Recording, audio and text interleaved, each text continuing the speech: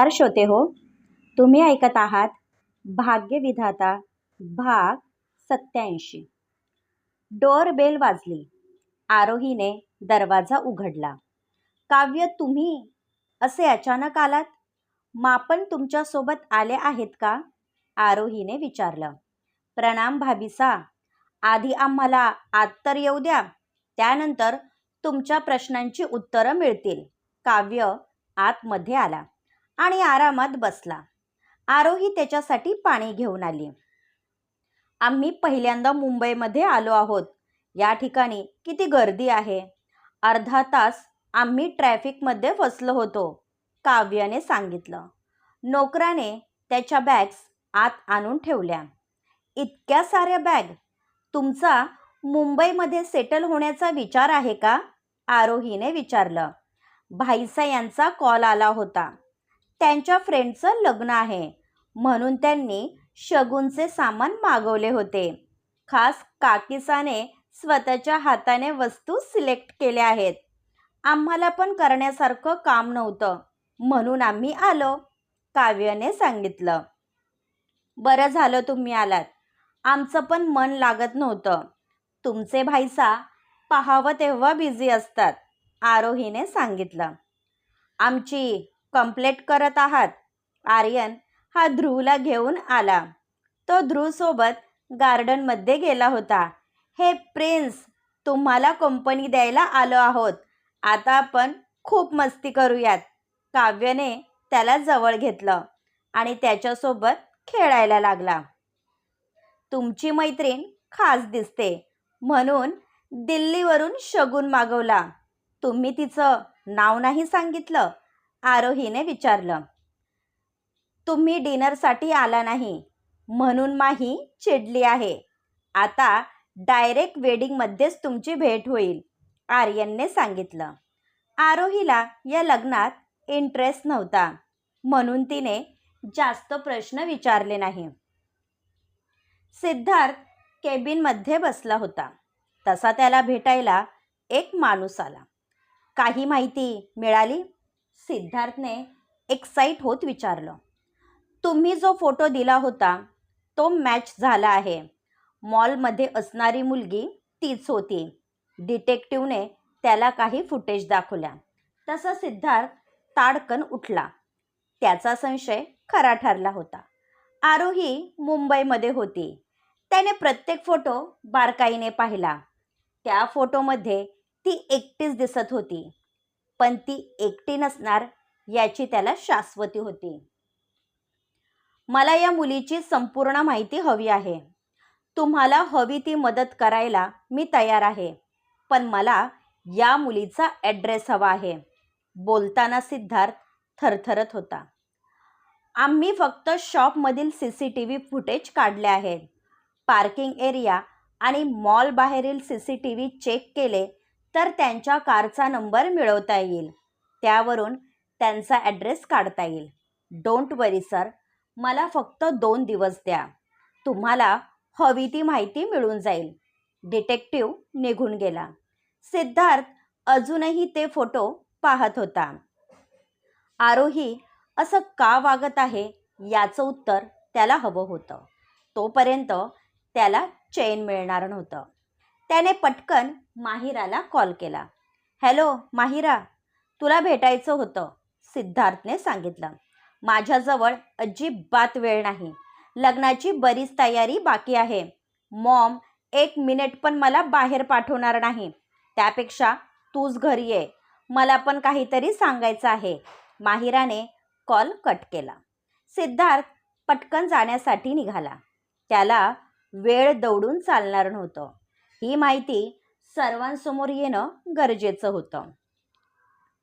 विश्वजित तयार होऊन बाहेर चालला होता. त्रिशाची नजर त्याच्यावर पडली. आजकाल मी पाहते विश्वा, तुझ्यामध्ये इम्प्रूव्हमेंट व्हायला लागली आहे. तुझ्या न्यू फ्रेंडने चांगलं इम्प्रेशन पाडलेलं दिसत आहे, त्रिशा म्हणाली.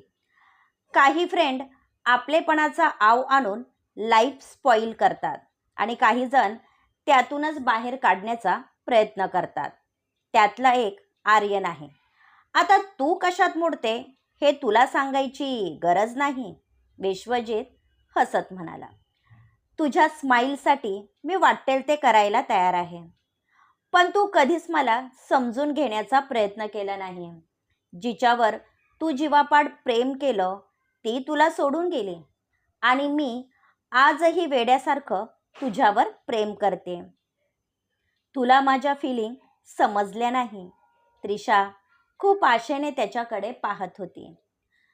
तो टाइम वेस्ट करत आहे. तुझी ही चूक एक दिवस तुला महागात पडणार आहे. विश्वजित निघून गेला आणि त्रिशा रडायला लागली. त्याचा विचार करशील तर लाईफ टाईम असंच रडत बसशील. विश्वजित तुला फक्त दुःख देऊ शकतो. अमृता तिथे आली. तिने दोघांचं बोलणं ऐकलं होतं. मी काय करू मॉम? मला काहीच सुचत नाही. मला या सर्वातून बाहेर पडायचं आहे. आता नाही सहन होत. त्रिशाने दोन्ही हाताने डोकं पकडलं होतं. माझ्याजवळ एक पर्याय आहे ज्यामुळे तुझे सर्व प्रॉब्लेम सॉल्व्ह होतील, अमृता म्हणाली.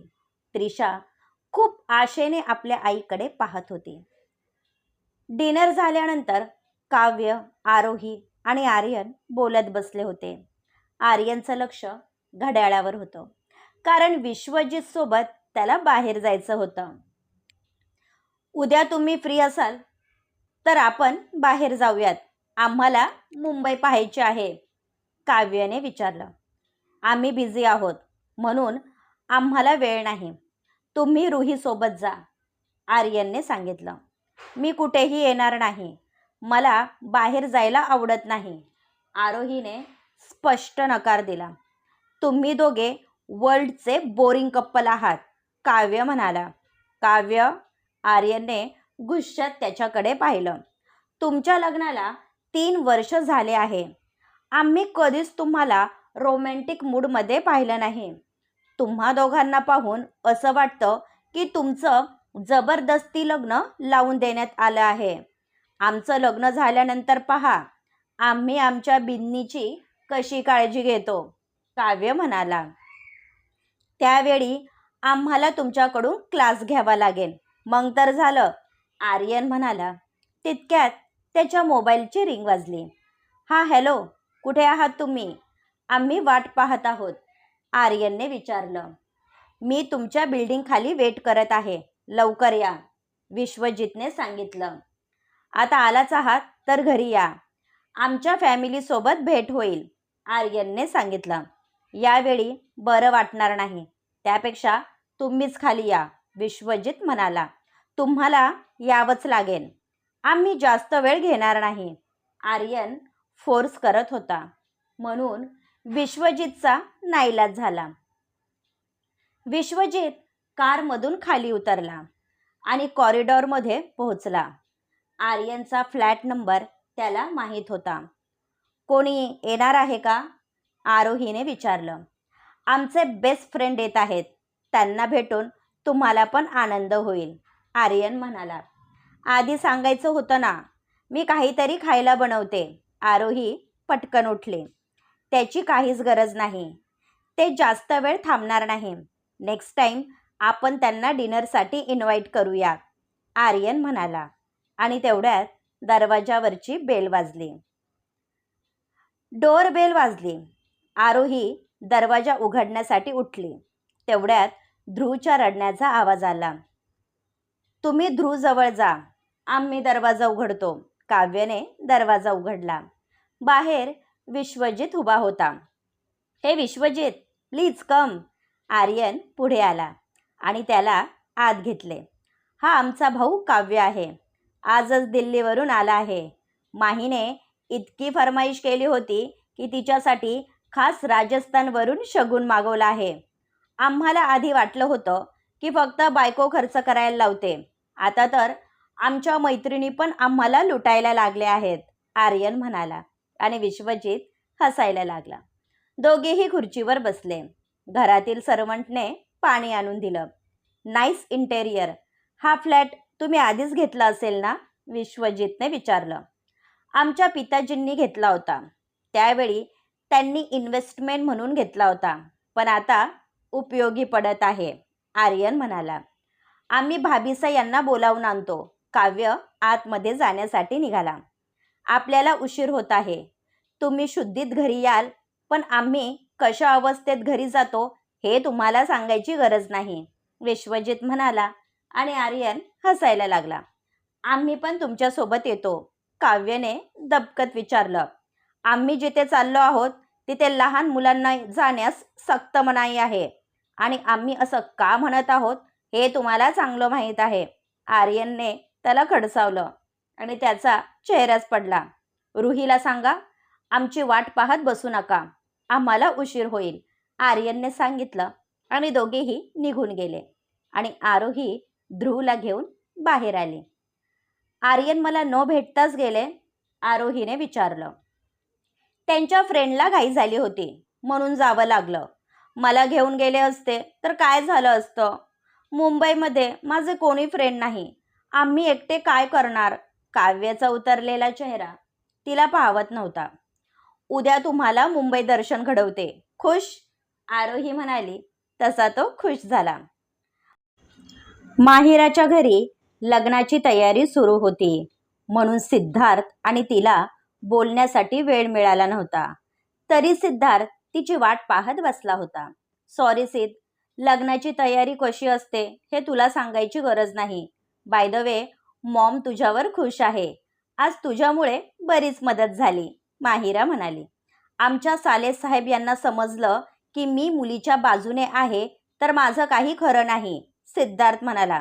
तुला सालेसाहेबपेक्षा बायकोची भीती जास्त आहे, कारण अशाने तिला मदत मिळणार नाही, माहिरा म्हणाली आणि तो हसायला लागला.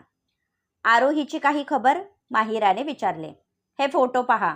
माझा संशय खरा होता. सिद्धार्थने तिला फोटो दाखवले. व्हॉट, ही आरोही आहे? माझा विश्वास बसत नाही. आत्तापर्यंत मी हिला चांगली समजत होते. हिच्यापेक्षा लाख पटीने चांगली त्रिशा आहे. ॲटलिस्ट ती समोरून वार करते. मी हिला सोडणार नाही. या सर्वांची भरपाई तिला करावी लागणार आहे. मी विश्वाभाईंना सर्व काही सांगते, तेच तिची खबर घेतील. माहिराने कॉल करण्यासाठी मोबाईल घेतला. Stop it Mahira. एकदा का तुमचं लग्न निर्विघ्नपणे पार पडलं त्यानंतर आपण आरोहीचा छडा लावूयात. तोपर्यंत तू कोणाला काहीच सांगणार नाही, सिद्धार्थ म्हणाला. या मुलीने विश्वाभाईची लाईफ स्पॉईल केली आहे आणि तुला आमच्या लग्नाची पडली आहे, माहिरा चिडून म्हणाले. तुझ्या भावना मी समजू शकतो, पण ही माहिती सर्वांना समजली तर वातावरण स्पॉईल होईल आणि यावेळी तू आंटी आणि अंकल यांचा विचार करायला हवा. तुझ्या लग्नाची त्यांनी किती स्वप्न पाहिली होती. उगाच आपल्यामुळे त्यांना कशाला त्रास. ही गोष्ट मी तुला सांगितली म्हणून समजली, म्हणून असं समज तुला काहीच माहिती नाही, सिद्धार्थने तिची समजूत काढली. तुझ्याजवळ 10 दिवस आहे. लग्न झाल्यानंतर लगेच हा विषय सर्वांना सांगायचा.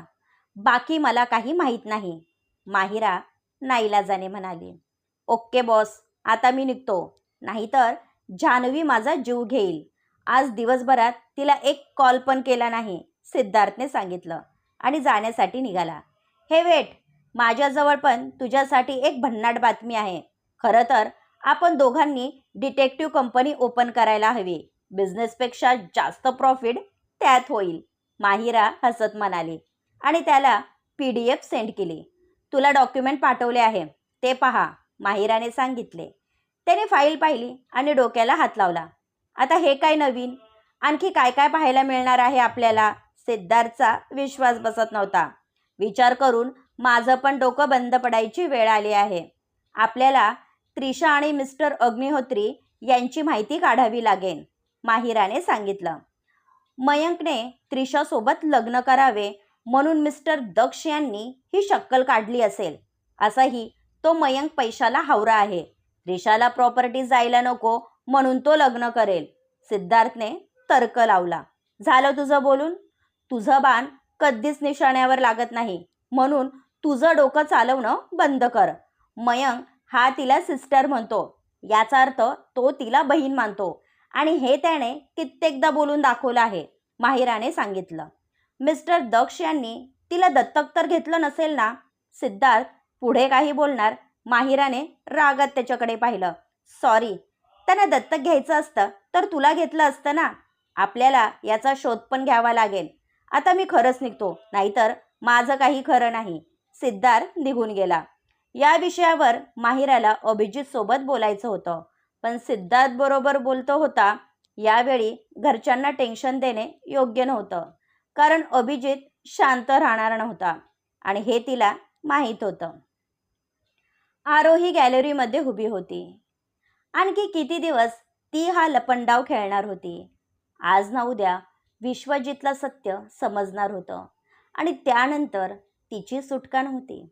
विश्वजितने चुकीचं पाऊल उचललं तर त्याचे परिणाम आर्यनला भोगावे लागणार होते, जे आरोहीला नको होतं.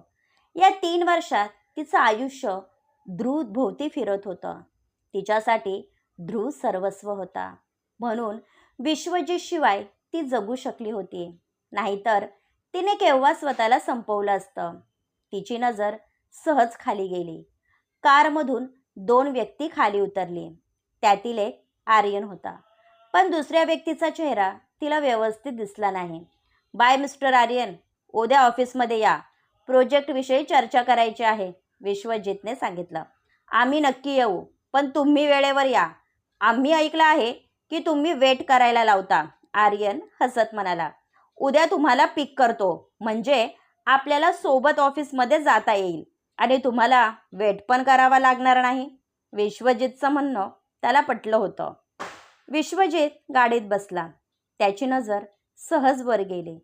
लाईटचा फोकस त्याच्या डोळ्यांवर पडत होता, म्हणून त्याला आरोहीचा चेहरा दिसत नव्हता. ड्रायव्हरने कार स्टार्ट केली आणि विश्वजित निघून गेला. आज थोड्यावरून दोघांची भेट झाली नव्हती. क्रमश पुढील पार्ट ऐकण्यासाठी चॅनलला सबस्क्राईब करा. धन्यवाद.